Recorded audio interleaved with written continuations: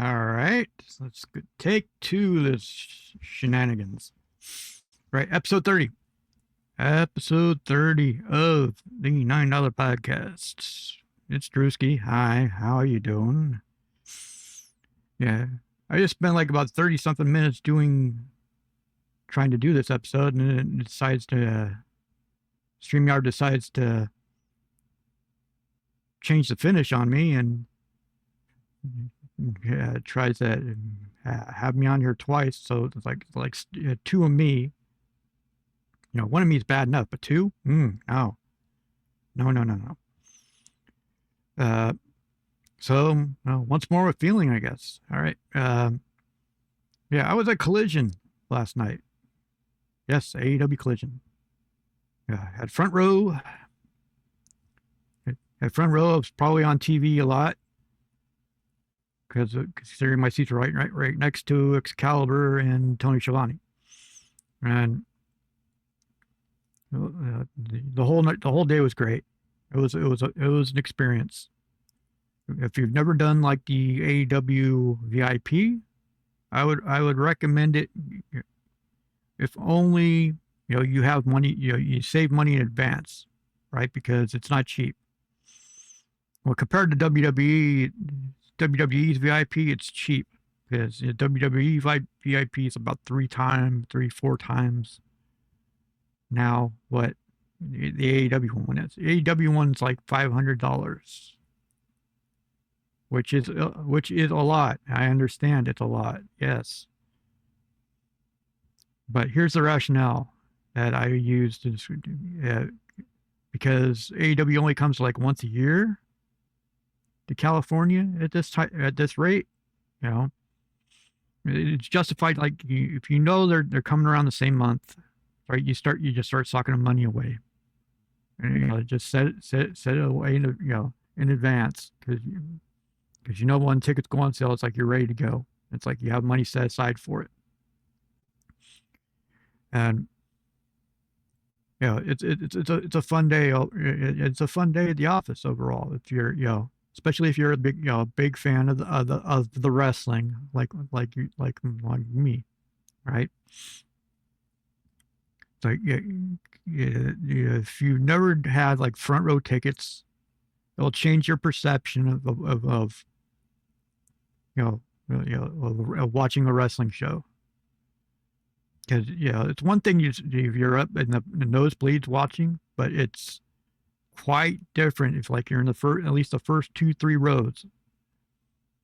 First 2-3 rows of a show. It's basically microphones cannot do enough justice. You have to hear it yourself, right? You can hear all the excuse me. Hear all the commentary about between the wrestlers, like you're all the back and forth. It's like you get more engrossed in what's going on, right? You don't have like somebody. You can barely hear. You don't have the commentary. You're not being spoon fed by like the commentary to direct the narrative, and it's all in the ring. It's like if you're a fan of that, but then by all means, go for it. You'll enjoy it. So okay, so what entails going to a VIP, getting a VIP for AEW VIP? Well, I did the VIP for Dynamite last year for AEW, and it was compared to now, it's like night and day. It's night and day better now, because for the Collision show right now, basically you walk in they can put you in a lounge. It's like first thing to do is to give you a grab bag. This is the grab bag, the new grab bag now. If you are like a veteran of Comic-Cons, it's the same type of bag that they use for Comic-Cons, but but it's half the size. If you've seen a Comic-Con bag, the ones that you get look like you could fit like a small family you can fit a family of 5 in. Yeah, it's sort of like that. All right, it's canvas. It's like basically it's a reusable bag, so you can use it for shopping. just the bag itself is worth it, right? You know, okay, bear with me. I'm going to show swag. I'm sorry, right? Yeah, it's yeah. Could I be bought? Yes, maybe, perhaps. All right. You'll get stuff like this, right? This might look like a fanny pack, but it's not. It's a handle. It's got Velcro on it. No, this is a fleece blanket, 50 by 60. You can rolls up, right? And it's sort of thing. It's like you don't really expect that, right? You'll see stuff like look more. You get like it's a New Era branded hat, embroidered with all elite. There you get like a fancy lanyard. That shows you're a super mark. I say that in jest, sort of, right? You get like a magnet, right? So full on big magnet, so you can put it on your fridge and remember it, right? And then you get like a couple little branded, little branded things that are not, sort of thing that you get like on pro wrestling tees, but they're sort of like, there's no like micro brawlers anymore or anything like that. It's just, the stuff like this. That's a fanny pack. That's Orange Cassidy branded fanny pack. And let's see, where's the other one? Okay, there's also where is it? There's also like a Outrunners gimmick where it's like a hand grip with like a hand grip where it is here it is. The Outrunners logo on it, right? It's the sort of thing that Gallows would appreciate. This would be this would be kind of merchandise that like the Rock and Roll Express would have, right? And it's functional, right? It's great. It's it's the sort of thing. It's like, okay, this is cool. It's very some of it's very niche, right? You also get like it's a voucher. It's a voucher for concessions. It's like $20 value, $20 value. You hand out the concession guys and go, okay, here you go. You do that, and then they take you to the merch stand, and it's like you'll see the merch stand's pretty much was unlike past AEW merch stands. This one it's actually packed now, right? You end up getting an item like this. This is an AEW branded lucha mask. Made in Mexico. The CMLL things collaboration is sort of paying off in more than one way, right? That's embroidered, right? The whole thing's the stitching's real done. Laces on the back. It's not semi-pro leather like the Rey Mysterio. Some of the Rey Mysterio masks are, but it's still cool. They actually had Bandito masks for sale, semi-pro ones for like 60. But they had so many options for merch at the show, which is it was surprising as hell. Actually, it's very from going from hardly having any merch to like having almost too much merch. It was impressive, right? Come back from that, you have like wrestlers come up and do Q&As. It's like first one was MXM collection. Talk about guys that live the gimmick. They live the gimmick real well. It's like they're real. They're real good at doing the meet and greets. The experience, the WWE experience of like working, making meet and greets helps them a lot, right? you end up doing a Q&A and then end up getting your photo taken with them, which is cool. It's like, which is cool. And then Ace Austin came up. And Ace Austin is a good brother because he's Bullet Club, right? So you got to represent. So for life is for life. He told his story in the Q&A. It's a rehash what he said on the AEW Artist City, talking about working hot topic, and basically endearing himself, and had the photo, did the photo op of him. And it's like then it's a great thing, meeting wrestlers in person. It's like you can go, okay, when you see their average, what they really are like in person, like height wise and stuff. And it's like I was looking down on our Ace because I'm like 5'11", and Ace is 5'7", 5'7", about 5'7" wide though. Kids in shape. You hear that a lot. There was a lot. If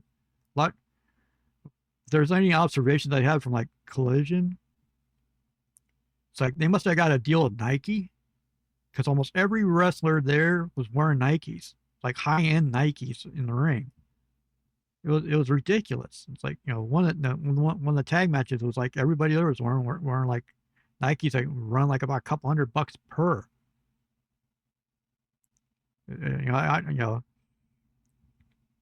You expect wrestling shoes, right? But you wouldn't expect Nikes to be actually good wrestling. Well, then because Nikes actually have dedicated wrestling shoes, but these are like off the brand, like basketball sneaker, off the brand sneakers. It's sort of like it's sort of like a yeah. I think it's a part. You think it's a partial endorsement deal, maybe. You would think. I don't know. That's just me going off the top of my head. It's like a couple things like Claudio and Josh Alexander. That was insane. Claudio's a beast.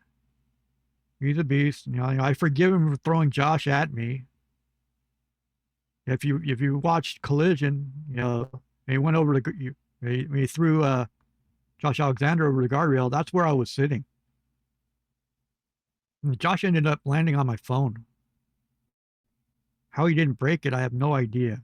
That would have been bad because, if my phone got broken, I wouldn't have been able to get home.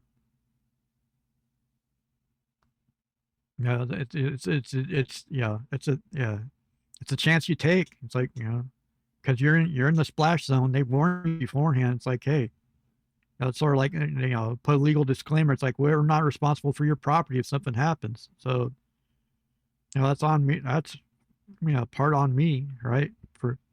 But when security tells you to get out of the way, you get out of the way, right? When the security moves, it's like, okay, that's a hint.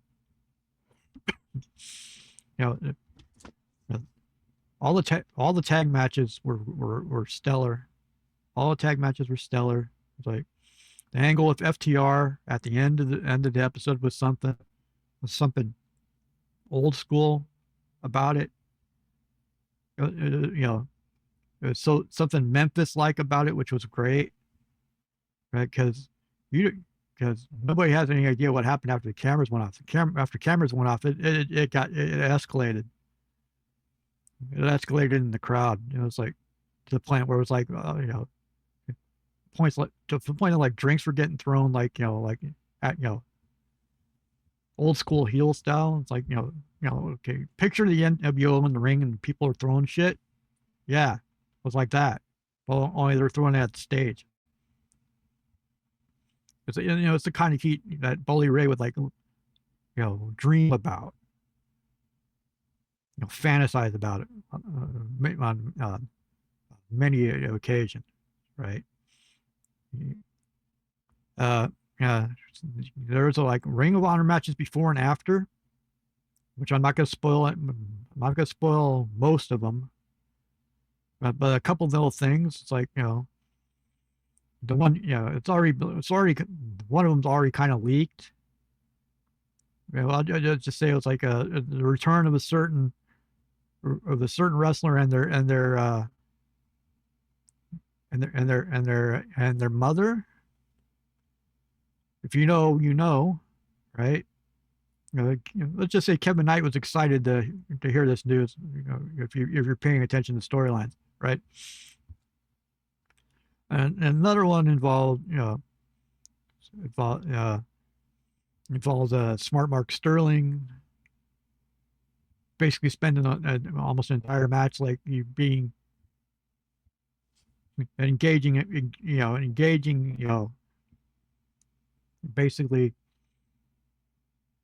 interacting with there was a 6-year-old girl that was like next to me, in the front row, and it's basically was basically invested in everything. It's like cheering the heels, like you hear like a little 6-year-old girl's voice going, "Punch him in the face, punch him in the face." It's like, oh, it's great. The dad's filming the whole thing, laughing his ass off at her, how she reacted to everything and stuff. And as soon as Smart Mark saw her, it's like, off to the races. It's basically it, just reacted to her the entire time. It's basically, trying to get security to throw her out and everything. It was great. The sort of thing that leads to making new fans, right? Which is what little things like that help. It's like, the thing is that girl was like that little girl was like that all night. It's basically the amount of talent, like AEW security and stuff, would come up and interact with her, during the commercial breaks and stuff. Asking her questions like, "How are you doing?" Yeah, making sure she was okay and everything. It was great. It's great to see. It's like it's the sort of thing that it's the sort of thing that should happen more often. You're right. It's like it's little things. So you can talk all you want about the sickos and everything, but you gotta have a new generation of fans. You really do have to have a new generation of fans come up because I'm everybody's decrying that the ratings are going down because one of the reasons the ratings are going down is because the audience is getting older, right? And they're aging out. They're aging out of it, and I'm part of that in a way, right? Because I'm going to be 59 tomorrow. Because my birthday, I'm going to be 59 tomorrow, and it's like I'm not in the demographic they're trying to cater to now. That's okay. That's okay. But they have to build like the new generation. Otherwise, there's not there's not going to be like a go back underground. But it goes in cycles. But they have to build new. They have to build the new new generation of stuff. And it was like a great night overall. It's like now I have to get back to the real life and shit.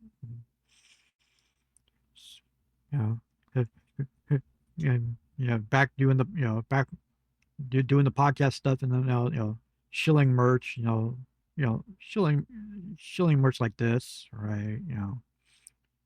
Being blatant about it. I'm sorry, but talking up the hoots, putting over the Patreon and everything. It's like, if you haven't been on that Patreon, it's like, check it out, right? Try for a month, right? It's only like $7 for like for lowest tier. If you don't like it, hey,